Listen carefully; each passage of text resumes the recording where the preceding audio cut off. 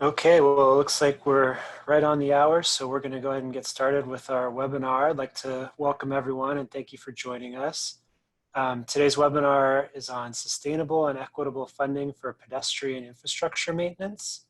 My name is Mike Centetos. I'm the Policy Director for the National Center for Sustainable Transportation. I'm going to be moderating our webinar today.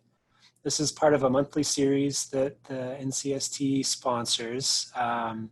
And we're co-sponsoring this one with our partner, University Transportation Center, Transit. NCST and Transit are part of the University Transportation Centers program administered by the U.S. Department of Transportation. The National Center for Sustainable Transportation is a consortium of 6 universities around the country focused on advancing environmentally sustainable transportation through cutting-edge research, direct policy engagement, and education of our future leaders. We have a mailing list, and we welcome you to sign up for that so you can get notifications about our upcoming webinars and recent publications. If you go to ncst.ucdavis.edu, you can find a link to join. Today's webinar will last an hour and a half. We'll have presentations from 2 different researchers at our consortium universities, Dr. Gregory Rowengold at the University of Vermont and Dr. Randall Gensler at the Georgia Institute of Technology. They're going to be sharing insights from their research on funding sidewalk maintenance in Albuquerque, New Mexico and Atlanta, Georgia. So we'll have both presentations and then we'll open up the floor to Q&A. As the presentations are going along, you'll see a Q&A feature at the bottom toolbar in the Zoom platform. If you click that button, we'd ask you to use the Q&A rather than the chat to ask any questions. And we'll get to as many of them as we can before we run out of time. We will be recording the webinar. It'll be available with closed captioning on our website along with the slides shortly following the presentation. So with that, I'll introduce our first speaker, Dr. Greg Rowengold. Greg is the director of the University of Vermont Transportation Research Center and an associate professor in the Department of Civil and Environmental Engineering. So Greg, over to you. All right, thanks, Mike. We're going to be talking about work that was completed in New Mexico before I moved to Vermont last year. And we're going to talk about how we how we can pay for sidewalks and some implications of the way we currently pay for sidewalks in many places. So, and this work was completed with my student, Alexis Corning-Padilla, who's now at the New Mexico Department of Transportation. She was a master's student at the University of New Mexico. Let's see here. And if I can, I am having some. Okay, so this research was funded by Transit, which is another UTC that is led by LSU, and the University of New Mexico was part of that consortium, and the city of Albuquerque. So we're going to talk about sidewalk maintenance needs and how we can pay for these. So there are all sorts of sidewalk maintenance needs. You can Google sidewalk maintenance, sidewalk repair, stuff like that, and find lots of newspaper articles and pictures and stuff of sidewalks that look like these. These are a few pictures from my large collection of sidewalks in Albuquerque. And what I want to differentiate from is what we're not going to talk about today is sort of other sidewalk problems that also cost money to fix, like various ADA compliance issues, just obstructions, missing sidewalks, putting things in the middle of sidewalks, and those type of things. Sidewalks are too narrow. So we're going to talk about how do we fund maintenance, right? How do we repair broken sidewalks? We're not going to talk about the issues with sidewalks that don't meet various standards or just not even there. All right, so who's responsible for sidewalk repairs?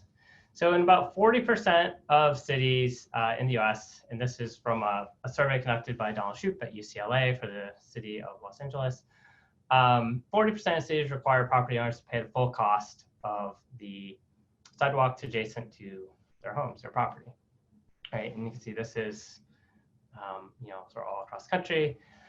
46% of cities do some sort of cost sharing scheme, and very few, 13%, actually pay for all the costs themselves. So in most cases, we have a street, the city pays for the street and all its maintenance, construction, etc., and adjacent property owners pay for the sidewalk. And this is the setup in Albuquerque, as it is in many cities.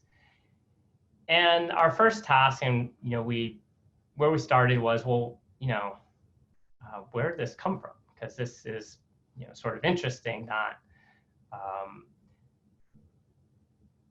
most people, I think, would agree that it wouldn't make much sense for an adjacent property owner to pay for the maintenance of the road, right, in the middle of the screen. So why would sidewalks be any different? They seem to be part of the road. So we tried to figure this out. We looked at a number of prior studies, and we interviewed some people, and we didn't really come to any clear answer, but there's some thoughts out there. So one, early on, if you built a sidewalk in front of your house, your property, it tends to increase your property value. And so, so there were a number of people that either individually or collectively as a neighborhood went and built sidewalks themselves in front of their homes or in their neighborhood, and therefore they built them, they sort of own them, sort of makes sense that they're responsible for maintaining them. There are a number of sidewalk ordinances in different cities that require, for example, shoveling snow off the sidewalk, clearing other debris and trash. And the thoughts of some people we interviewed were that, that sort of just morphed over time into also just maintaining the sidewalk in other ways. And in many cases, developers build sidewalks. They're required to build sidewalks when they develop new subdivisions. And yet there's no fund, right? There's no mechanism in place to ever pay for the maintenance of those sidewalks. And sidewalks can last a long time, 50 years, 100 years, depending on how well they're originally constructed and the climate. And so a number of subdivisions and neighborhoods were built with sidewalks, and that was paid for by the original developers, but nothing was ever put in place to pay for their maintenance. And then, right, as we also know, it's difficult to levy new taxes, and so we've just weren't able to do that, and so the cost was pushed on to adjacent property owners.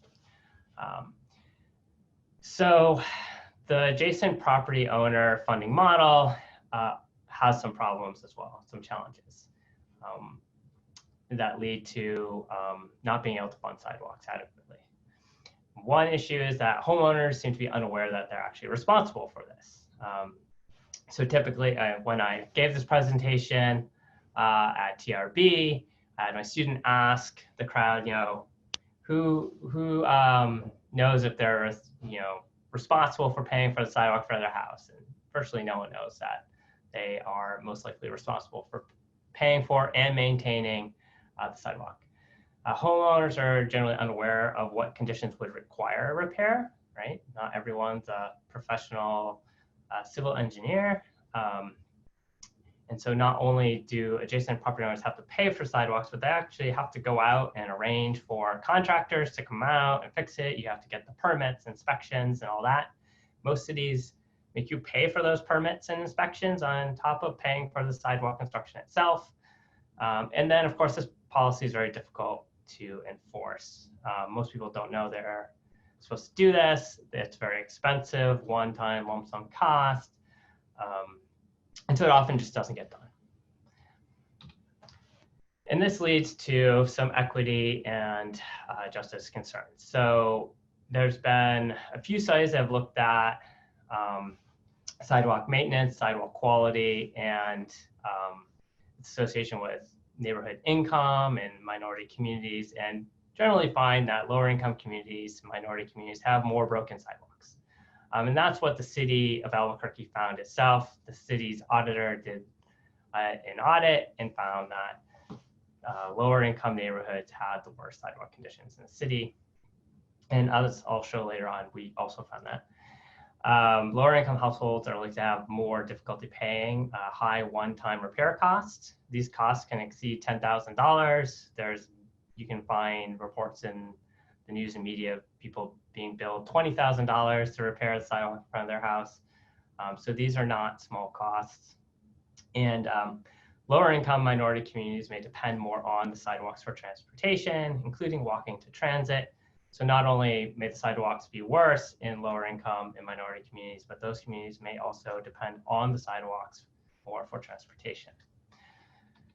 So what we wanted to look at is this the current policy fair? The current policy being the adjacent property owners responsible for maintaining and paying for the maintenance of sidewalks. What alternatives are available? And how would various alternatives distribute costs among neighborhoods and different income groups? So our methods. First, we evaluate sidewalk maintenance needs in Albuquerque. We estimate the repair costs to repair this backlog of maintenance, calculate increment and taxes that would be required to clear the backlog of estimated maintenance needs over a 5-year period. We chose 5 years just as what we thought as an aggressive, possibly reasonable time period to try to repair sidewalks. And then we estimate the average tax payment for sidewalk repair by household income level and neighborhood. So this is an inventory of sidewalks in Albuquerque. It was completed by a consultant in 2016. The consultant went out and mapped where the sidewalks are, their dimensions, and their condition. And so each sidewalk got a condition rating from excellent to very poor. And most sidewalks are rated to be in good to very good condition, but there's a substantial amount that are fair, 29%, and 1% were poor or very poor. Should note that prior to this, we started our work before this inventory had been completed. And in fact, we weren't even aware that this inventory was being completed. And we went and did our own. We couldn't inventory all the sidewalks, but we did some random sampling of 50 neighborhoods, and we looked at 5 intersections in each of these 50 neighborhoods, and generally found the same pattern of sidewalk condition around the city. But then when this came out, this was more comprehensive, so we used it.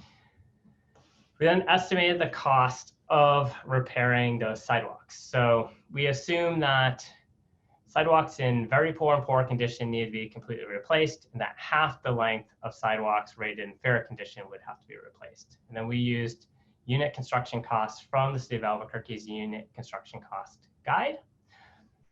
And these are just for replacing the slabs, so filling that hole you see in the picture, and not for the curbs. Based on that, we estimate the total repair cost just for maintenance, not for the ADA issues and all the other possible sidewalk problems, to be about $54 million.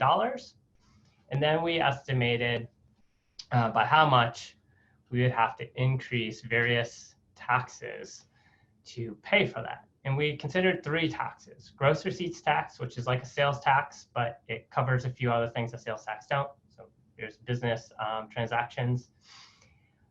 Property tax, and the gasoline excise tax, the portion of which goes back to municipalities in New Mexico.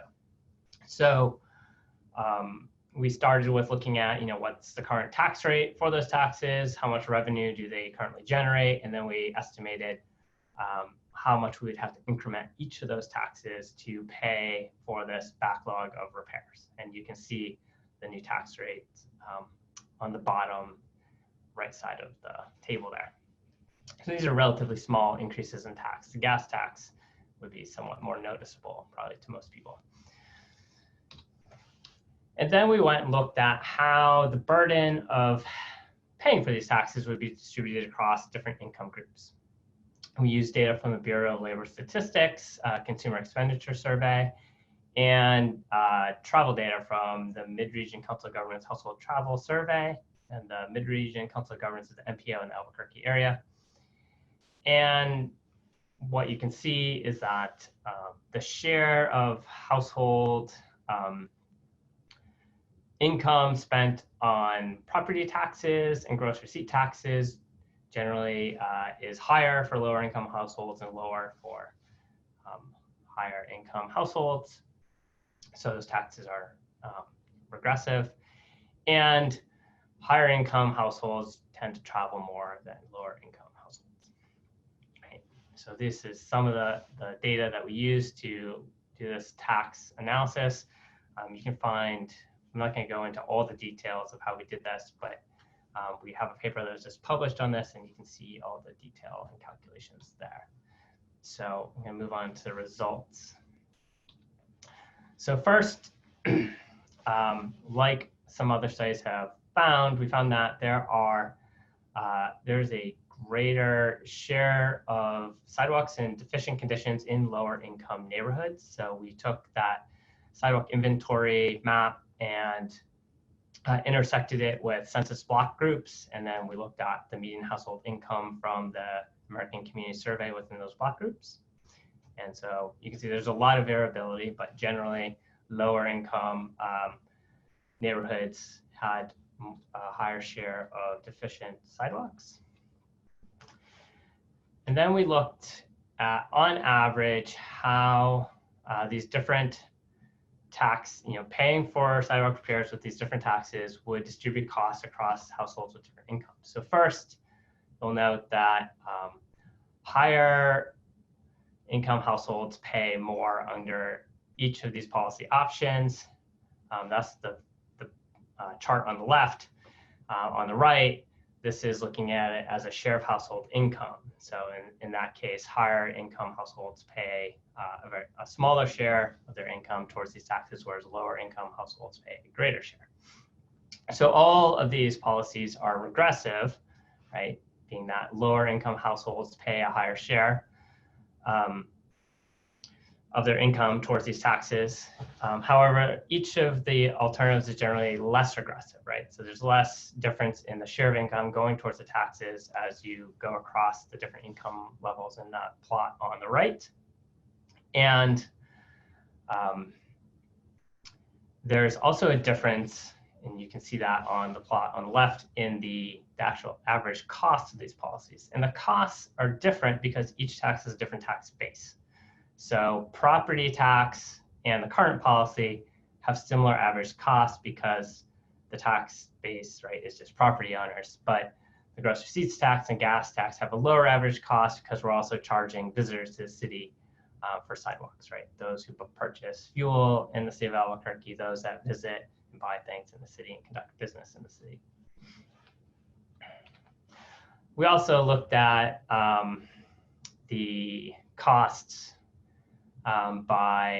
we looked at it by age, we looked at it by race and ethnicity as well. I'm not showing age here because we didn't find any substantial differences. And if here I'm showing the percent Hispanic, it's actually percentage Hispanic and Latino. So neighborhoods that have a larger share of Hispanic and Latino populations tend to have a higher share of their income would go towards paying for these sidewalk costs under the alternative tax policies and the current policy. The big difference is that under the current policy, there's a lot of variability. So some households could be paying much more than others, and the disparities are somewhat larger. Then we did complete a spatial analysis. So we looked at first, how would the average costs, how are they distributed across different block groups within Albuquerque? And so under the current policy, which is on the top left map, you can see this sort of checkered pattern, which just shows there's a lot of variability, right? Some neighborhoods have costs that are several times higher than the neighborhood next to them. And so those costs vary because of different sidewalk conditions within those neighborhoods, right? Some of those neighborhoods need lots of repairs. In some neighborhoods, there are fewer repairs needed, but also the lot sizes change and the population with that, the costs are being spread out among change, right? So the density, population density within the neighborhoods differs, as does the density of the roadway network and all that. So all those factors combine to create that pattern. When we look at the alternatives, we can see that there's very little or much less variation in the cost from neighborhood to neighborhood, right? Because now you're not paying for the repair of the sidewalks in your neighborhood. We're obviously spreading out the costs across the entire city as taxpayers. We did the same thing. We looked at the share of income spent on these different policies. And again, with the current policy, you can see that there's a lot of variation. And also, if you're familiar with Albuquerque, the neighborhoods with a lot of red are the lower income minority neighborhoods in Albuquerque, or some of them. And that's where we see the highest share of income being spent on sidewalk repairs under the current policy if it were enforced. And that's a combination of those neighborhoods having sidewalks in poor condition and also relatively low incomes. And again, with alternatives, right, the costs are more evenly distributed as we would expect. And those costs are also lower in general. So other things that should be considered when thinking about alternative ways to pay for sidewalks. So gross receipts tax has the broadest tax base, at least in our case, and so that results in the lowest average household cost. Of course, if every community adopted something like this, we would all end up paying when we visit other cities and towns as well. The gas tax, well, one of the reasons we build sidewalks is so that we don't get hit by cars, and because cars are using most of the roadway space, and therefore, making people who drive cars pay for the maintenance of sidewalks. You might consider that to be fair, or that could be a consideration. However, it's a relatively unreliable way to probably pay for sidewalks, given that we have increasing fuel efficiency of vehicles. Electric cars are becoming more popular, and we expect probably the fleet will be fully electric at some point. And so that's going to reduce and eventually eliminate that stream of revenue. Property taxes, it's the same tax base as the current policy. We're just, homeowners are still paying for sidewalk repairs. It's just we're spreading the risk out among everyone and avoids large lump sum costs. So it can be an attractive policy. Each of the alternatives uses existing tax collection methods, right? These doesn't require any really new infrastructure to collect these taxes or anything like that. We already collect these taxes, and this really avoids any of the enforcement issues with the adjacent property owner policies. And then with municipal control, we expect that costs could be lower through economies of scale, rather than having every individual go out and contract, find their own contractors, get bids to repair the little section of sidewalk in front of your house. Repairs could be scheduled with other roadway work, which is commonly what's done today anyways. And the city could also engage in some sort of preventive maintenance to preserve sidewalks and reduce costs in the long run. So our conclusions are like what some other research has shown. We find higher defect rates, right? More repairs needed in lower income and minority neighborhoods. We find that really any of the alternatives we looked at are less aggressive than the current adjacent property owner policies, and that they would avoid high lump sum repair costs. They're less regressive, and economies of scale and scope with preventive maintenance. Those could further bring down costs. And you can find all the details of our study and references to some of the prior research in this area, and a little more description of the historical circumstances that may have led to this in the paper that we just published about a week ago. So you can download that paper for free for a while, at the link. And that is all I have. And I guess we'll be taking questions at the end. That's right. Although I'm wondering if I could ask you just one quick clarifying question, Greg, that came in, which was just defining a sidewalk versus like a trail or a path, like a green belt. Did your study consider sidewalks to be kind of purely like residential in front of a house kind of infrastructure? Yeah, and that's what I skipped out of that part of the methodology. So these are just the sidewalks adjacent to residential property. That's what we looked at funding. So we got that sidewalk inventory and then just selected the ones that were residential. Okay, thank you. Great. Well, we will be taking questions at the end. I see a number of them already coming in, so that's great. Just a reminder to use that Q&A button at the bottom of the Zoom platform if you want to ask a question. We're going to transition now to our next speaker, Dr. Randy Gensler, to talk about some research out of Georgia Tech that I think is certainly related, although goes off in a couple different directions, focused on the city of Atlanta. So Randy is a professor in the School of Civil and Environmental Engineering at the Georgia Institute of Technology and an associate director of the National Center for Sustainable Transportation. And Randy, I'll turn it over to you. All right, thanks. Can you hear me okay? Yep, sound good. Okay, great. All right, so getting control here. There we go. All right, so I'm going to talk a little bit about the project motivation and kind of where we are in the current analysis. We're looking at a case study in Atlanta. We developed the initial sidewalk inventory and did an initial sidewalk economic assessment based on the analysis of the land use and roadway links. Did a condition assessment for a number of case study areas, and then expanded what we found to look at a sustainable cost structure for essentially owning and operating your sidewalks as assets into perpetuity. There's going to be a couple scenarios that we'll take a look at. One is where 100% of the cost of owning and operating those sidewalks is handled by property taxes with and without allocations of curb cuts, which I'll talk about later. And then we did a couple scenarios, half by property taxes, half paid by the property owner. Atlanta is one of those cities where the current ordinance says that the adjacent property owner is responsible for essentially management of the sidewalk, for any repairs that have to be done, and for ADA compliance. The issue really comes down to the fact that it's never really been enforced, and so the city is still kind of liable for making sure that the sidewalks get fixed. We have a lot of sidewalk assessments that we've done in the metro area. We've done about 2,000 miles of inspections. Combined video inspections and physical inspections. And I didn't have time to put together a list of various publications, but I'll be happy to share that with Mike. And there's two related theses to what I'm talking about today. One by Deep Patel on essentially the social sustainability and economic sustainability, and one by David Boyer on the cost, financial modeling of sidewalks. And both of these theses are embedded in the things that I'm going to talk about today.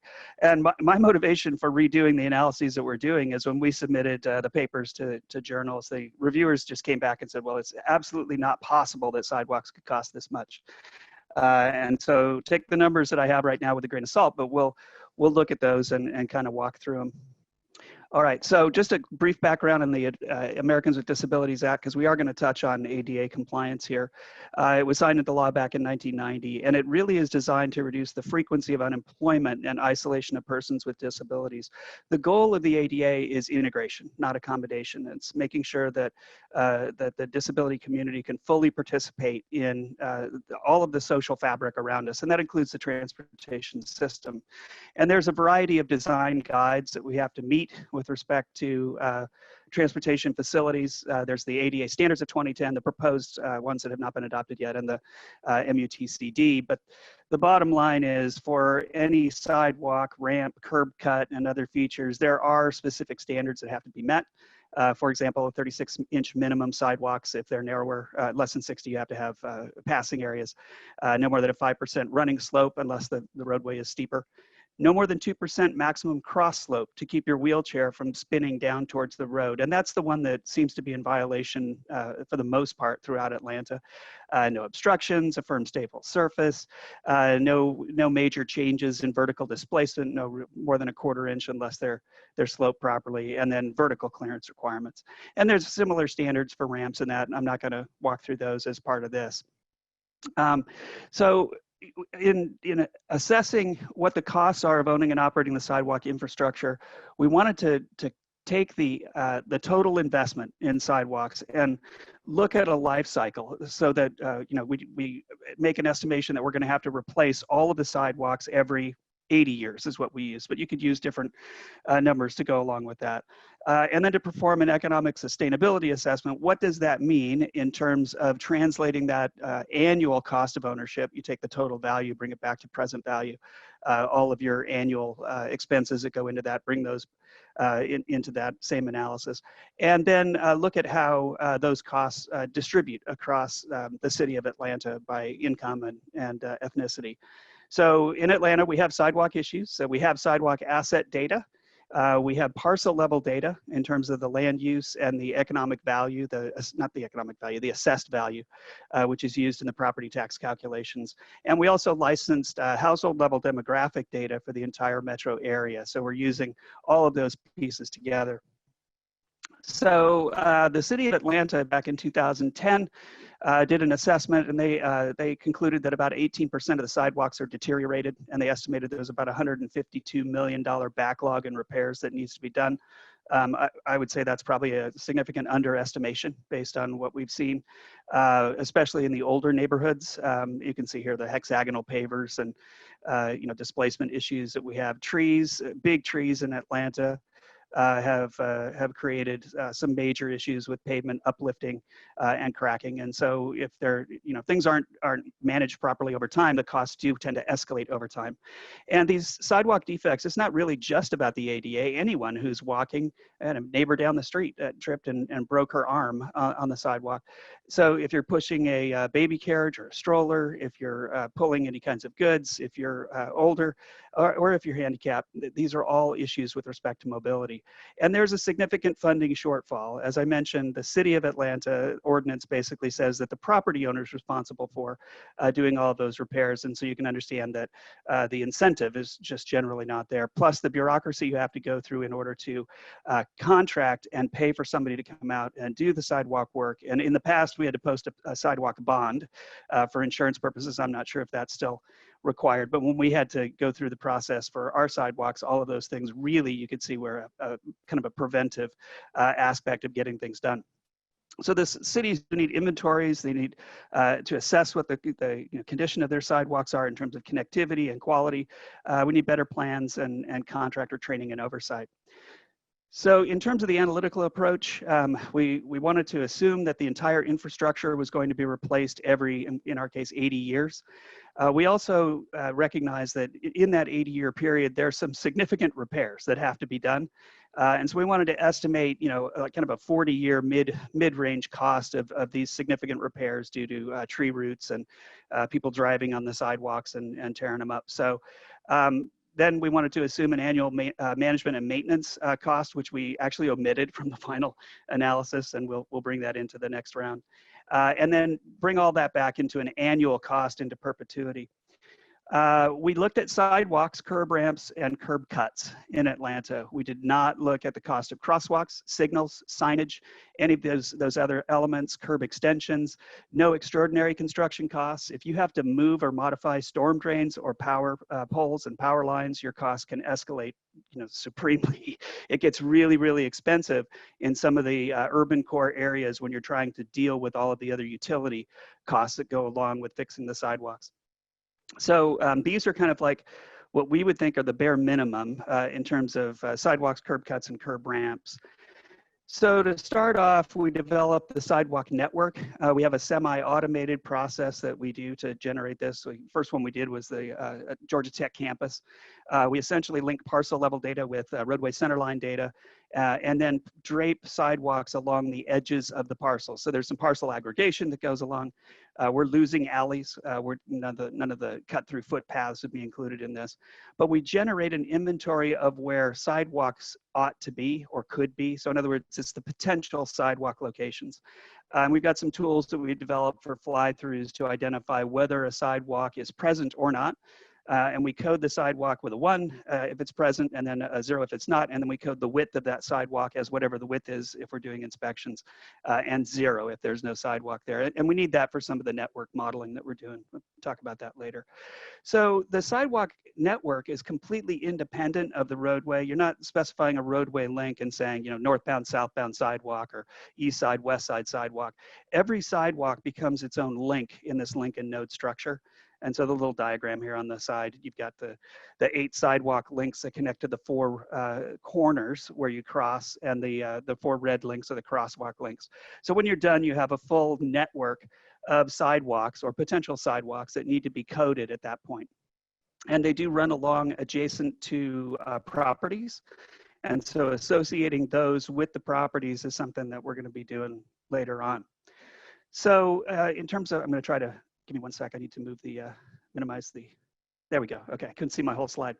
All right, so in terms of sidewalk and curb cut mileage for City of Atlanta, a curb cut is a driveway cut through that goes through the sidewalk. And it turns out that's a lot of sidewalk miles. And so we broke down the land use into the number of parcels and looked at the miles of sidewalk links that were generated around those parcels and assigned an average curb cut length based on what we had found in our inspections in the field, and an average number of curb cuts per parcel by parcel type. And we get a total number of curb cuts, and an assumed length of the curb cuts gives us curb cut miles. And so the bottom line is, out of the 3,145 miles, we're estimating that it's about 340 miles of that is curb cuts. The reason that's important, as we'll talk about later, is that a curb cut provides access for vehicles to get to the private property owner's land. And it really, the curb cut really only benefits the property owner. It doesn't benefit the community at large. And so when we talk about some of the scenarios, we actually analyzed the cost of managing all sidewalks, ramps, and curb cuts through property taxes, or managing only the sidewalks and the ramps through property taxes and having the private property owner pay for the cost of the curb cuts. And it ends up being a significant component. So the sidewalk cost per square yard, these numbers vary all over the place, and it's really, we found that it's more of a function of the contract that the city has and whether or not they are integrating traffic closures, and whether or not they are including extraordinary costs. So the contractors are required to average all of those and, you know, bid a higher price, and you deal with all the extraordinary costs on your own.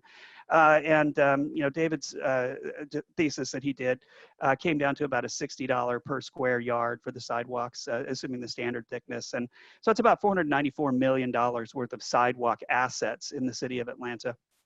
About $224 million in curb cuts, and that's because the curb cuts are much more expensive than the sidewalks per square yard. So it ends up being a significant amount. And then for the ramps, curb ramp replacements at about $1,200 per unit, and the costs here range from $750 to $2,000, you know, depending. So just take all of these numbers with a grain of salt. But the bottom line is the city of Atlanta probably has around $800 million worth of sidewalk assets that need to be managed. And they do deteriorate. They do need to be replaced over time. Again, none of these numbers here include any of the crosswalk signal signage, which is a huge number, as well as any of the extraordinary construction or maintenance costs that might go along with those. To come up with so that's kind of our starting point in terms of the overall infrastructure cost. Then in terms of the major repair costs that happened over a period of what we wanted to assume was 40 years, we did 4 major corridors in Atlanta: North Avenue, Monroe Drive, Decatur Street, Campbellton Road. And we did the full inspections of these facilities. You get the sidewalk miles in the first row, and you can see the number of ramps that we inspected. And the first thing that should pop out is that the non-compliant ramps, 237 out of 244 on Monroe Drive. It's an older street, and that cross slope of the ramps and the proper construction of the ramps is a problem. Same with the curb cuts. 295 out of 339 are in non-compliance with respect to ADA. Lots of potholes and uneven surfaces and that. So, you know, the bottom line is the sidewalks in these areas are in pretty bad shape. So right off, we're overestimating the costs of these repairs because we didn't do the same analyses out in the rural and more ex-urban areas of the city of Atlanta, where there are newer sidewalks that are presumably in better condition. So again, our numbers are going to be high, and we're reworking those now, and I'll talk about that in a little bit. Now, the fact that a ramp or a sidewalk is not ADA compliant, that doesn't mean that if you built a new infrastructure that it would be ADA compliant. That's really, we only want to track the repairs that need to be done. So everything I showed you in that previous slide, that's all fine, but let's assume that we're starting with an infrastructure that meets ADA standards, and all we're really talking about is the repairs. And so through those inspections, we found that about 21% of the ramps needed repair and 13% of the curb cuts required repair. Now, again, if it's got a cross slope issue, that means it needs to be replaced. If it's cracked and spalling or it's got pavement disjoints, that means it needs to be repaired. So again, we're assuming that we're in ADA compliance to start with this system. So it's about $7 million for the repair costs for ramps, and $15 million for curb cuts, and $39 million. But it's a significant amount. It's over $50 million of annual costs. So we took all of this, the net present value, and brought everything up to $2020, and then sent those out over an equivalent annual cost into perpetuity. And we end up with an annual investment of about $55 million that needs to be done every year under the assumption that this is an 80-year plan, and every 80 years we're going to be fixing all those sidewalks all over again. It also accounts for that first inference up front. Again, that's going to be high because a lot of our sidewalks do not need to be replaced, and so we're working on that number too. So all of these numbers will come down a bit, but the bottom line is that there's a lot of sidewalk assets out there. And if you do the sanity check on this and you say, all right, well, we got $1 billion of overall sidewalk assets in present value, that comes down to about $3,000 per resident, $6,700 per household. So that's like saying, the asset value of the sidewalks around your house is about $6,700 and $12,000 per parcel. Those are not outrageous numbers. So they'll be refined, but they're not ridiculously high. So we have 243 neighborhoods in Atlanta. It's a very diverse city. It's grown a lot over time. There's a lot of new process infill down south of town. Most of the older, wealthier neighborhoods are north of the I-20, and a lot of the lower income neighborhoods are near the downtown and a little bit south of Ponce de Leon and I-20. The bottom line, there's a real diversity in incomes and in ethnicities across these neighborhoods. So what we've done here is we've got the parcel level data, we've got the demographic data by household linked to the parcels. That's licensed from a third-party marketing firm. And then we're doing the spatial joins in ArcMap. So here's a distribution of the sidewalk miles by neighborhood. And you can see we've got a lot of neighborhoods that have very few miles of sidewalks, but we have some neighborhoods that have very large numbers of miles of sidewalks over on the right. And if we look at the number of ramps, it's the same situation.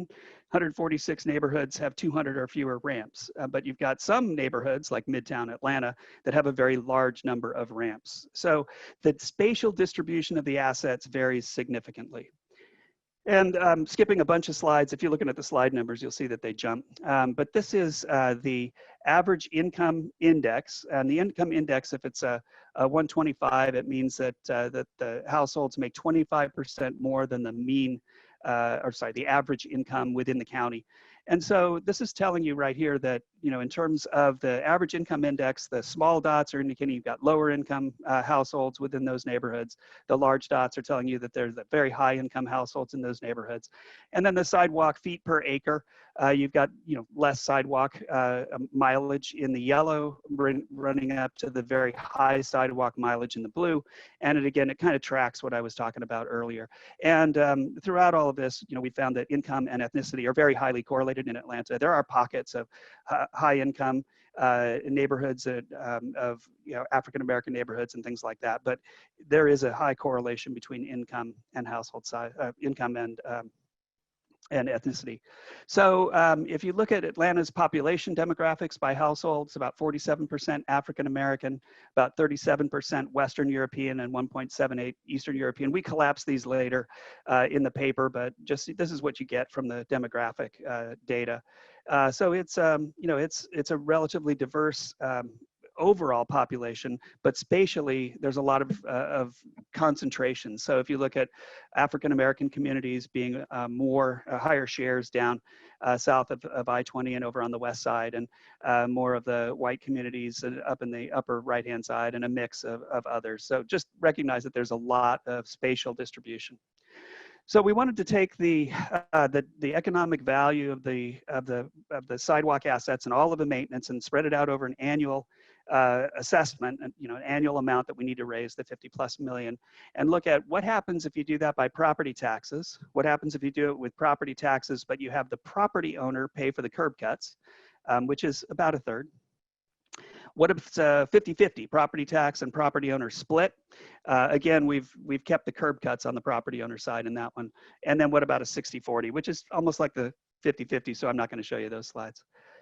So scenario one on the property tax, you have essentially, you take the allocation of the additional tax by income, and about 8% of that additional tax will fall on the lowest income households, about 9% on the next cut, and then kind of a little below the average income for the county, up to 1.5 times, is about 24%. About 31% into the next upper income group, and then the highest income group will bear about 27% of those costs. And if you look at the ethnicity, it shouldn't be too surprising that the split is looking something like this as well, with more of the European, Western European, Eastern European combined community paying a little bit higher share, 59% versus 21%. And that's, again, based on the spatial allocation of the costs, as well as the value of the property, the assessed value of the property, and therefore the additional amount that the household will pay. And the additional amounts break down like this. If you go back to that pie chart, for the lowest income households, they'll pay about $62 a year to have this sustainable sidewalk economic structure. And the highest income households will pay about $856 per year. With the moderate households, they're paying about $261. And if you talk to property owners and you ask them the question, are you willing to pay $600 more per year to manage sidewalks as a sustainable asset in the metro area or in the city of Atlanta? You're going to get a lot of no responses, because property taxes are very high already. I'll give you an example. A $12,500 current property tax bill would go up by about $600. So it's a significant increase in order to pay for that sustainable sidewalk system. But we have to pay for it. I mean, there has to be a mechanism for paying for it. So property taxes is one way, and the higher income households are paying a larger share. The lower income households are paying a lower share. If you and you can break that down by ethnicity, but don't want to spend a whole lot of time on that. It correlates fairly closely. But if we compare this slide, $62 at the one end, $856 on the other end, and we take out the curb cuts and say that property owners are required to pay for their own curb cuts into perpetuity, it jumps from 68 to 178 and drops, it actually goes up a little bit on the highest income. But the bottom line is that is a component that we ought to be thinking about doing. So the next allocation is whether or not households have sidewalks. And if we're going to take the tack that property owners need to be responsible for their own sidewalk maintenance, we have to know which of those households have sidewalks and which do not. So we need to allocate those costs to the property owners where they have sidewalks. And in terms of the percentage of households by income index, you've got a lot of the lower income households and fewer of the upper income households that have sidewalks. And that's not surprising either, because as you move up into the wealthier neighborhoods where the houses are large and there's lower density, there's more land per household, they tend not to have sidewalks. And so the lower income households, again, have more presence of sidewalks, and you can see that that's going to affect the distributions as well. And 60% of the African-American households have sidewalks, and now 26% of Western European ethnicity households have sidewalks. That's a big switch in terms of shares. And so if you do a 50-50 property tax versus owner pays, and you look at these income indices, now we're up to $369 per year for the lowest income households. And the drop is significant. I mean, it went from 890 or whatever it was to 827, but you can see that the distribution is splitting again here. And then we can compare these across the different scenarios. We got scenario one in the blue. That's your property tax with curb cuts, then the property tax without curb cuts, the property tax split 50-50, and scenario four, the 60-40. And you can see that, it really does matter what the policy is as to what the impact is going to be on the communities.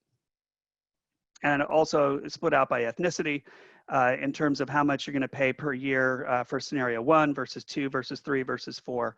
And you can see for the African American community, it's increasing. The highest in the 3 here that we have is the 50-50, and then it gets a little teeny bit better with 60-40. But the bottom line is that maintaining your own sidewalks is very expensive for the African American community because they tend to live in places that have sidewalks, and they tend to live in areas where the sidewalks need significant repair as well. So in terms of the study conclusions to date, just from personal experience, the owner pays model doesn't work in Atlanta. I've lived here 25 years. It's never worked in Atlanta. And like Greg said, you know, when I first found out that our sidewalk needed repair outside, I went to the city saying, well, you know, I need my sidewalk repaired because you know, I used to live in Davis and we had problems. We just talked to the city and it gets taken care of. And that's just not the way it works in Atlanta. And we were told how much it was going to cost and that we had to pay and post a bond, and there was a 6-month wait. We decided not to repair it at that time. And then we got lucky because the gas company had to put in a gas line. So they tore up the sidewalk and they replaced it. And now our sidewalk meets ADA standards. All right, so it doesn't work in Atlanta. We need a better method to do that. And, you know, Greg has made the point that you know, the roads are for cars and the sidewalks are needed because we have people walking on them, and the fact that there's a sidewalk out there may improve the property value of my house a little bit, but the bottom line is all my neighbors and all the visitors are using that sidewalk. I live in a mixed use development area, and so you know, I'm paying for that sidewalk, but everybody's using the sidewalk. All right, so it doesn't work the way it is right now. We need a better model. What that model should be is up for debate, right? So if we look at the sidewalk costs and curb cuts and ramps, they're very high. And admittedly, ours are probably too high, and we'll fix those before the paper goes to the journal based on the work we're doing now. But replacement costs, repair costs, annual equivalent costs, these are all high. And curb cuts should arguably be funded by property owners. Okay, this is my opinion, straight out, that if the curb cut is providing private property access, then it's the private property owner's responsibility to fix it. I personally believe, from a policy perspective, that if the city of Atlanta just required every property owner to repair their curb cut and have it meet ADA compliance within 5 years, all of a sudden there'd be a huge incentive to fix the rest of the sidewalks around the region. All right, and our final cost allocations are forthcoming when QAQC is complete, so don't get too hung up on the numbers that you've seen here so far. The assets are not uniformly distributed in space, by income, by ethnicity, by vehicle ownership, by transit access, none of those things. It is highly variable, and that means the costs are not evenly distributed. And sidewalk presence skews towards lower income households. We see that. Property tax payments skew towards higher income households. So you're asking higher income households to share a larger share of the overall burden. But at the same time, the concept of regressive taxation, you're asking lower income property owners to pay a larger share of their income to repair and maintain sidewalks. And both of those are problematic. And then finally, like Greg said, other funding sources may be considered here. The fact that, in business districts, maybe it makes more sense to have some kind of a business tax assessment for those areas for just general applications. Maybe it makes some sense to have some of the gas taxes dedicated to this. Maybe there's a need for low-income household allocations, grant programs. There's a lot of things we can do in this area. But the bottom line is that we're starting to work with numbers, and we're starting to be able to assess what the impacts are of the policies that we're proposing. All right, my clock here says that I got maybe 2 minutes left, so let me talk a little bit about what we're doing now. We're doing the spatial verification of the Atlanta network using satellite.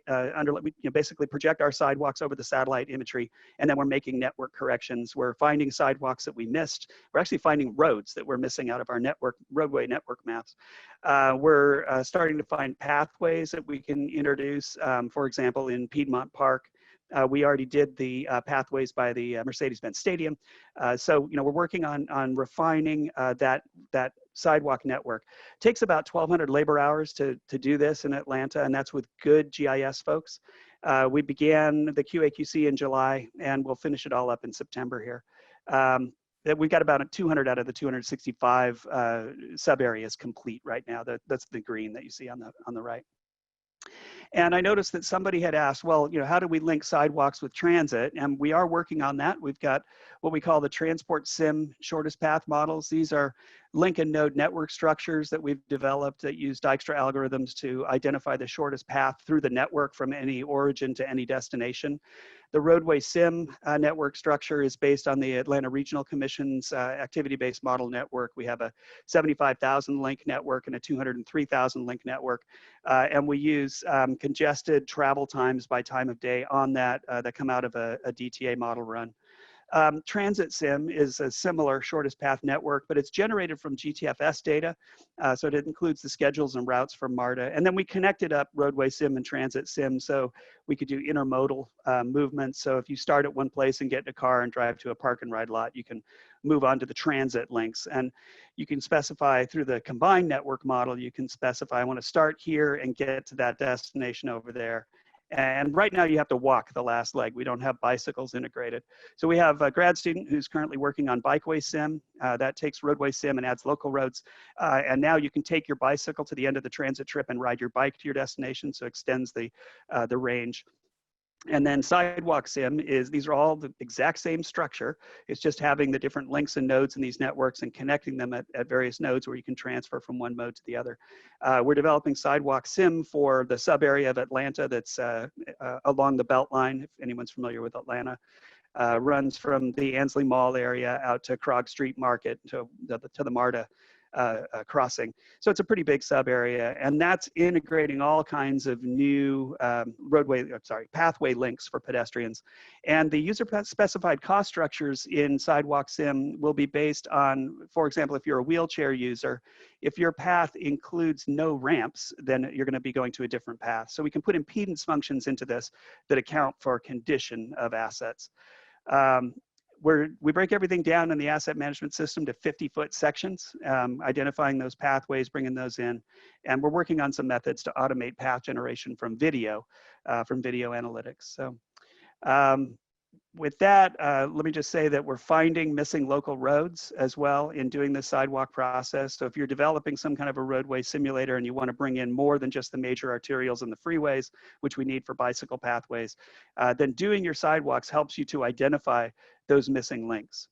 So with that, that's the end of the presentation. My contact information is here. Feel free to send me any questions or requests for documents, and I'll be happy to do that. All right, well, thank you, Randy.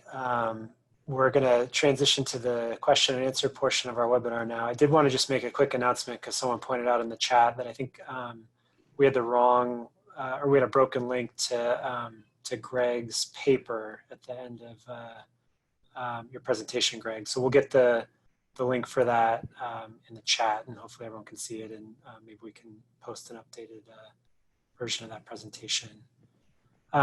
So just a reminder, put your questions in the Q&A box at the bottom of the Zoom platform. We got quite a few that have come in so far. First off, and Greg, I saw you address this in writing in the Q&A, but maybe you could just clarify, because I think a couple people asked it. You showed a graph showing vehicle miles traveled by income level as part of your presentation. We had some questions about, well, how does that correlate to, people walking on the sidewalks and using the sidewalks? But the purpose of that was as kind of the basis for using the gas tax to fund sidewalk maintenance. Yeah, so that was just looking at vehicle miles traveled, right? And we were looking at that to do the tax analysis. So we didn't look in depth at the amount of walking. There's in a typical household travel survey, there's 2,000 or so surveys, and there's not great data on the other modes, and we didn't look into that in any detail. Okay, thanks. So I think this question is probably for both of you. Maybe Greg, I'll give you the first crack at this one. We had a couple of questions about I think you were both looking at property tax and how that would redistribute costs across income levels for homeowners. But when you consider low-income families that maybe are paying no property tax, if they're renters or or paying reduced property tax. How does that factor into the equation in terms of some of these alternative means of funding sidewalk maintenance in terms of equity? Would that be kind of more of an argument for moving to a property tax structure or a different funding structure? So in our analysis, we assume that, the costs that the property owner, so if you're renting your apartment, those costs are passed on into rents. That may or may not be, costs may not be fully passed on, of course. But that's the assumption in our analysis. So in neighborhoods that have lots of multifamily dwelling units, where the costs that we show are the cost for repairing sidewalks in that neighborhood divided by the number of housing units. And so, so we account for multifamily housing in that way in our analysis. But as far as, if a landlord had to pay for the sidewalk in front of the apartment building and it cost $20,000, you would expect some of that might be passed on in higher rents. Yeah, I would add to that it gets a little squirrely when you're trying to work with the economic data on renters. The data is not nearly as good as it is for homeowners, so there's a lot more assumptions that go into that process. Okay, thanks. So, so you both, in this particular research, really focused in on distribution of costs of sidewalk maintenance. Do your findings suggest anything, or maybe you have insights from your other work on how to distribute that funding once it's brought in to make sure that ways of kind of equitably distributing sidewalk maintenance funding to ensure that the dollars are getting kind of where they're most needed? Yeah, I mean, that would be kind of a separate issue that, so what we really looked at here, right, was more of this equity of the policies, and you would get into more of the social justice issues on, okay, now you have the money, and how, where do you prioritize things? In many bigger cities, right, the budget for these things gets doled out to individual city council districts and councilors, and they, kind of trickles down that way. I think that's not something we've thought about, but clearly it's something to think about. For a couple of our projects, we developed what we call the Sidewalk Prioritization Index to kind of rank how important that sidewalk is with respect to safety, mobility, and accessibility, with independent scores that go along with that. And the various factors, we use the weightings that were derived from surveys. We surveyed 8 cities. And if you're interested in hearing more about that, I'm happy to send the report that we did for the Transportation Center. But that kind of a process can be used to kind of have, it's not unbiased in that the folks who are ranking what those prioritizations are setting whatever inherent biases there are right up front, but it's open. At least people can see how the sidewalks are being prioritized for repair and have a chance to play a role in that by providing their input into that process. Thanks. So, of course, kind of the cloud hanging over everything these days is the COVID-19 pandemic and some of the related impacts on local budgets in particular. And so we got a question about, to what degree that, anticipated and kind of, I guess in reality that with already happening hits to local government budgets would influence kind of maybe some of these choices and whether some of these potential funding streams, Greg, that you looked at in your study would be impacted more or less by some of these changes brought about by the pandemic. Well, I mean, it's kind of a mixed bag, right? So, I mean, people were initially not driving so much for a while, so that would obviously impact any revenue you get from the gas tax. But I don't know, here in Vermont, property values are going through the roof because you all are trying to move here from big city. So, maybe that'll raise some revenue. Along with, and, obviously sales taxes and stuff were down for a while, but, who knows what's going to happen long term. I suspect, things sort of go back to where they were eventually. I don't know, maybe some of the bigger, more super dense metropolitan centers are somewhat abandoned, but I don't really see that over the long run. I know one thing that's going on here in Burlington and elsewhere though is, right, this has highlighted the need to actually repair some of our sidewalks and our bicycle infrastructure and other things, because everyone got out and got to experience using that a lot more than usual and noticed some of the issues. And there's certainly some new energy around town to close off streets and do that sort of thing, make some of the stuff permanent. So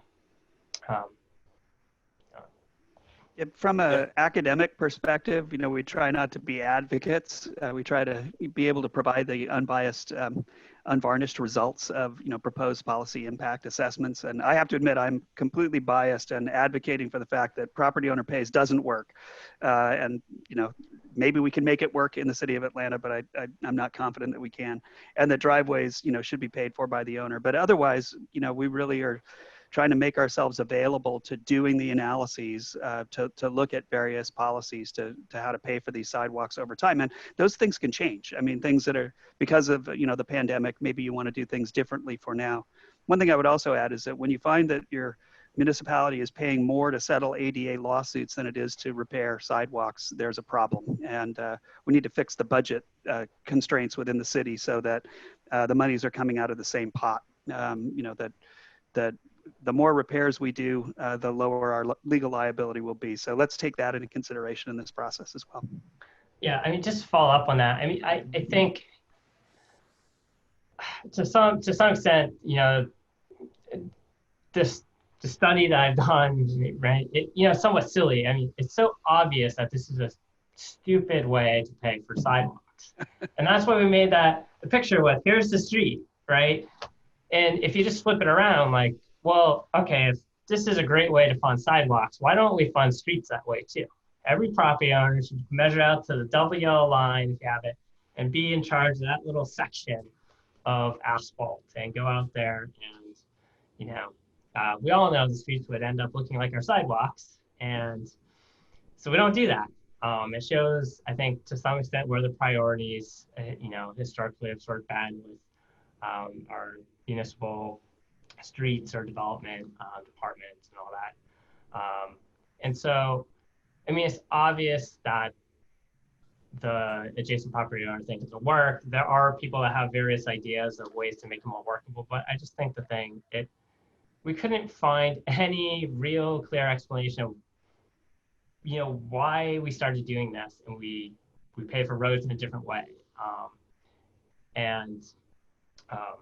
You know, so I agree with Randy. I try not to be an advocate of these things, but this is just, you know, and it started the same way. My sidewalk is terrible in front of my house in Albuquerque, and I went to, you know, I was going to go complain to the city, and then I realized I was supposed to pay for the thing. And then it's not ADA compliant, so I would just rebuild a non-compliant sidewalk.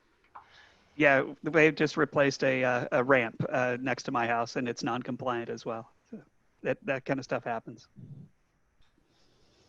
We did get some I guess validation from one commenter saying that from an Australian and a UK perspective, it is the standard for the local government to pay for sidewalks and owners to pay for driveway cuts. So I think you're onto something there, Randy.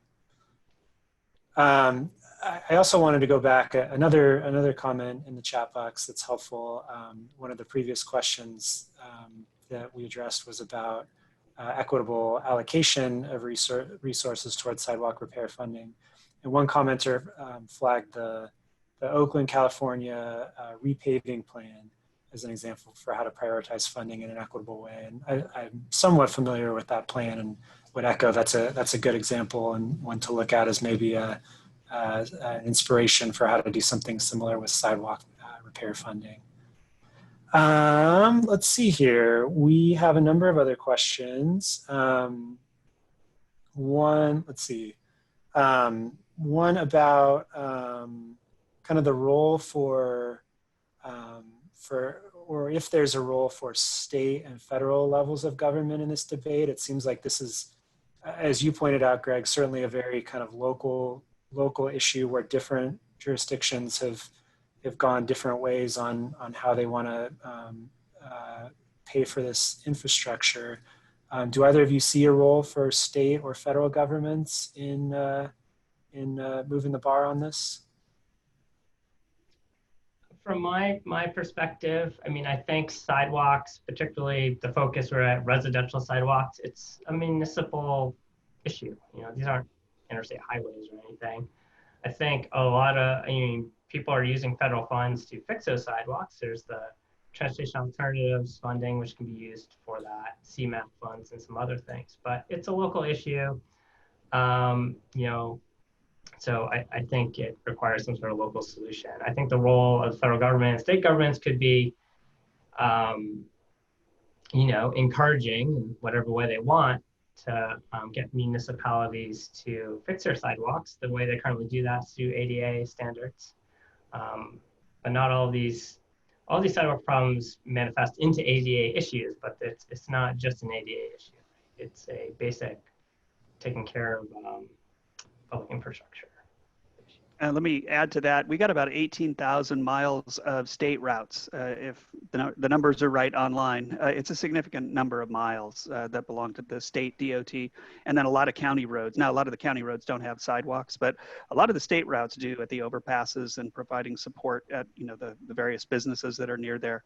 And a lot of our state routes are what used to be the old highways, then run right through town as well. So there is always a little bit of a I don't want to call it contentious relationship, but this, you know, the state and the city and the counties all have to decide who's paying for what. And they tend to argue about things like who has to pay the light bills and things like that. So it's not an easy problem to solve, and it takes some intergovernmental work to do that. But if nobody's repairing the sidewalks, it doesn't become an issue. So I do think that there's a state, county, and city role to get this figured out so they can figure out how to move things forward. I think your discussion of property owners maybe not being aware of their responsibilities has hit home for a number of people who are asking about, you know, who has responsibility for sidewalk bulb outs and ramps and other kind of specific types of infrastructure. I'm going to assume that, you know, a lot of that is probably jurisdiction specific. Is there anything general either of you would be able to say about kind of beyond your typical sidewalk, what to expect in terms of the breakdown of responsibility? Yeah, I mean, I think some of those questions probably no one has a clear answer to. So, yeah, the bulb out one, I haven't even thought about it. I mean, if the city comes around and expands your sidewalk for you, and then you get to pay for it down the road, I don't know. Yeah. I know in Albuquerque, the city did have a program. They were replacing the curb ramps that didn't exist. You know, and I think property owners generally aren't responsible for fixing design problems with the sidewalk to begin with. It's more of the maintenance thing. And in practice, since the adjacent property owner thing doesn't really work that well, the city ends up paying, you know, repairing the sidewalks when they do street maintenance. You know, sometimes they do, sometimes they don't. In Albuquerque, that tend to be what they were doing. They were replacing sidewalks when they did full reconstructions of residential streets. In other cities, though, they have schemes to make the adjacent property owner thing work a little bit better. They may bill you when they come around to reconstruct your street. There's, you know, in New York City, they're just going to fix the sidewalk and then give you a bill, so you don't have to go do it yourself. You just got to pay. So, and there are all sorts of variations on how these things work. Yeah, and for us, quite a bit of the, you know, adding bulb outs and crossings and things like that come out of the implementation plans for, you know, neighborhood improvement projects. Some are paid for by the neighborhood, but most of those come out of community development funds or the transportation enhancement funds. So, you know, those kinds of things happen. But then once it's there, the question's still going to remain, am I responsible only for the sidewalk, or now do I have to pay for the bulb out? It's pretty well settled that you don't have to pay for the ramp. But you do have to pay for the curb cut and the sidewalk. Thanks. We got a comment in the chat of someone who would like to see a link to that Oakland paving plan that was mentioned. So if the commenter who highlighted that plan has a link to it and could send it to us in the chat, we'll chat it out to everybody. Greg, I think there's a question specific to your presentation. You had a bullet point in there about the potential for some cost savings if the local government were to kind of just manage sidewalk maintenance generally, if some economies of scale. I wonder if you could unpack that a little bit, just because we got a question or two about, well, maybe a resident could actually find a way to get it done cheaper, and Yeah. governments are sometimes, I saw that comment that someone cited somewhere where you could contract it out cheaper yourself, the city, which that's not surprising. So we didn't look at that in detail. We had hoped to. First of all, our study, it's very low budget, $15,000 study that we did. And so we didn't go into a ton of detail on these other things. We wanted to, we were thinking about doing a survey of private contractors. We just didn't quite come up with a great way to do that and get the costs. But we assume that if a city were able to contract the repair of a whole, the sidewalks along the entire street, or in some other systematic manner, it should be cheaper than a bunch of individual repair jobs. That said, I mean, if you did it yourself, knew what you're doing, you might be able to do it for less.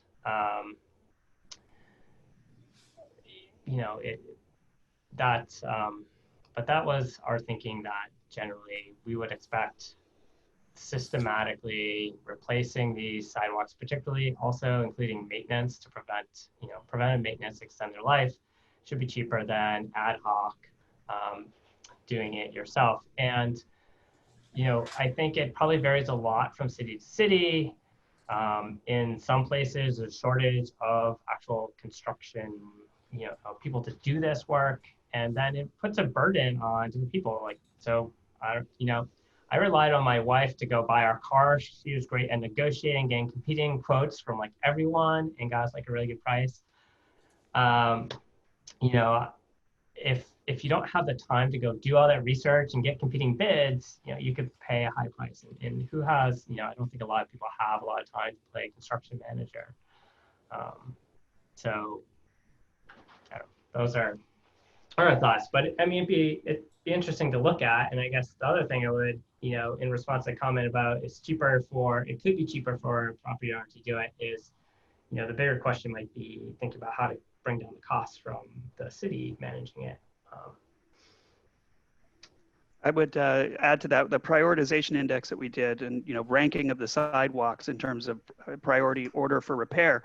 You can save a lot of money if you take when you're out and you're repairing something that absolutely has to be repaired. You repair the things that are next to it that are kind of midway down the list, because a lot of the cost is the cost of the contractor showing up and setting up and having the concrete delivered and that. So there's some economies of scale that you get in doing repairs in kind of a bulk fashion.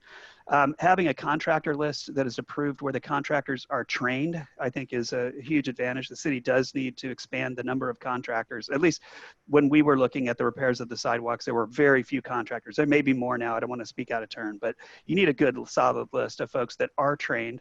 They need to have some kind of a system so they know who did the work. So if the work isn't done to ADA standards, they can bring them back out there and have them fix it. And that's a problem that we're still having in Atlanta.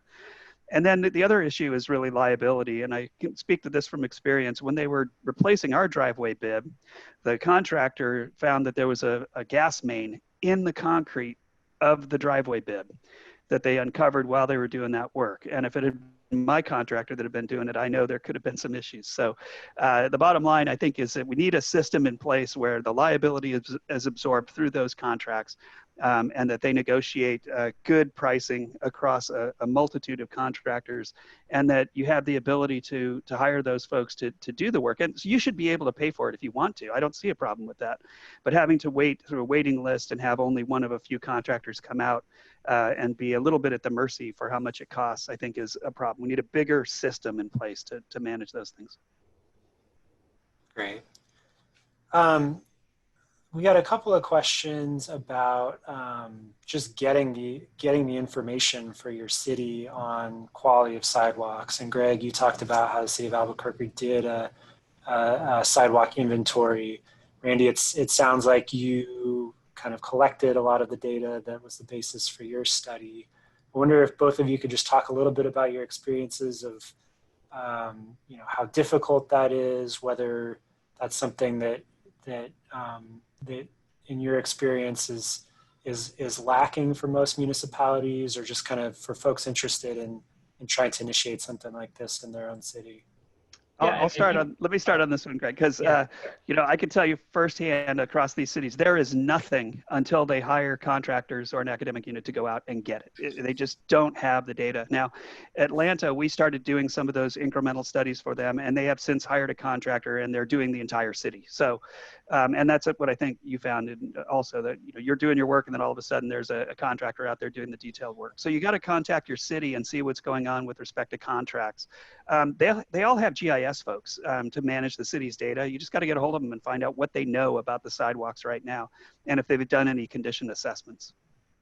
Yeah, I mean, there was no data, so we started doing it ourselves. And like I mentioned, low budget project, so we picked 50 random neighborhoods, picked 4 random intersections in them, had a student walk 200 feet in every direction, go through the ADA checklist, find the defects, and then we came up with a way to, a spatial model to interpolate and fill in all the gaps. And then we learned, while having our paper peer reviewed, that the city had completed this entire analysis. And so we replaced our analysis with that. And the results actually came out almost, fairly similar. So, but it's a huge issue. I know I used to live in Los Angeles. That didn't, at the time, have a GIS layer of where sidewalks were. There's lots of missing sidewalks, lots of issues. I don't remember the cost. It was some astronomical cost to try to inventory sidewalks. I want to say like $1 billion or something, just to figure out where they were. $100 million maybe. City council, I think, denied the funding, and so they didn't do it. Maybe they have now. So that's a huge limitation. It's, how are you gonna figure out and to fix it if your sidewalks, if you don't even know where you have sidewalks, and it can be kind of expensive. And it's really important to do a lot of QA/QC of the data. We found in collecting our data that, the spatial, you're out there collecting data with GPS, there's GPS wander, you got to make sure you've got the right ramp at the right location. So there's all kinds of difficulties when you're out in the field to make sure that you've got the data where it belongs. And then the training of the folks who are collecting the data to make sure that they understand what they're measuring is really the cross slope or the flare slope on a ramp, for example. They got to measure it right, and it's got to go into the data set properly. All right, thank you. So a couple of questions came in on kind of sidewalk construction versus sidewalk maintenance, and maybe you both could just clarify. You were focused on sidewalk maintenance, and funding structure for sidewalk construction tends to be pretty different, right? I don't know if there's a kind of a standard method of construction that you both could speak to, or kind of what your experiences have been. So we assumed that the sidewalks, right, the focus of our study is looking at the equity and the distribution of costs. So we didn't go into nearly as much detail as Randy did, trying to figure out the exact cost of fixing all this stuff. And for our cost analysis, we assumed that, the really poor sidewalks, very poor ones, they just need to be totally replaced. The ones that are in fair condition, about half the sidewalk would be replaced. So you maybe remove the problematic slabs or re-pour those. We didn't consider any other type of maintenance. When you have slabs that are, have some vertical displacements, you can do angle grinding to smooth them out, and some other sort of low cost things like that. But generally, most of the sidewalks that have problems, generally they just need to be replaced. They've reached the end of their life, or there's a tree root problem, or something else has happened to it. And then as far as what they're made of, they're almost all 4-inch thick, unreinforced Portland cement concrete. Yeah. But it's really important that you pour them right and that you keep them wet until they dry from the inside out. And that the subbase is correct. Yeah. It's amazing that, we spend all this money on sidewalks, but if you don't do the concrete right, it reduces its, compressive strength and it's just going to break. I mean, the bottom line is you have to have good trained contractors doing this work. And if you look at it, most of them are doing it by eye. If you watch them install ramps and flares and that, they're not measuring everything. The best trained contractors do it right, but some folks are just not.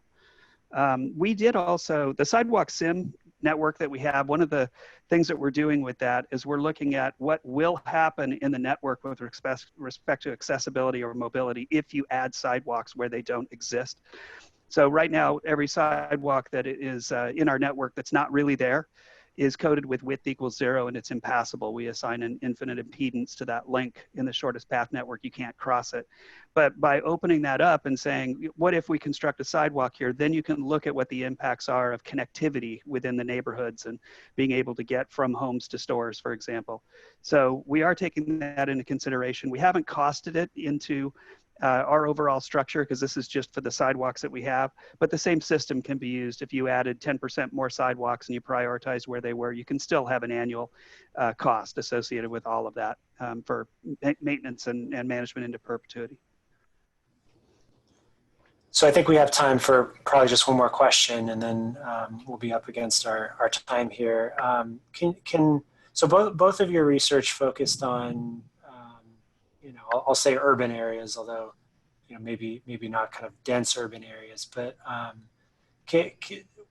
there any other considerations that might lead you in a different direction in terms of thinking about sidewalk maintenance funding for, say, like exurban or more rural areas? Or do you think that the findings that you discussed would be pretty broadly applicable? So, I mean, I'm not sure there's a huge, I think the biggest difference you're gonna find in rural areas are that most of the roads that have sidewalks are probably state highways or something, the main street, and then the rest of the streets just don't have sidewalks, which might be totally appropriate. It depends on the context.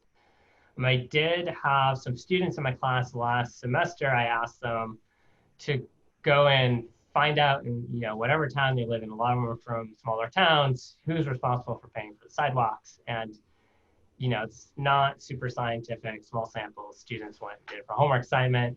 But in most of the smaller towns, it seems like the city assumes responsibility for this stuff. And it's the cities bigger that have or more likely have this adjacent property owner set up. Okay, great. Okay, well, I think we're just about up at 11:30, so we're going to end it there. I want to, first of all, Randy and Greg, thank you very much for sharing your work with all of us. And all of our attendees, I really want to thank you for participating and for asking some really great questions. Sorry we didn't quite get to all of them. Please look out for a follow-up email that contains a quick survey for you to share your thoughts on the presentation.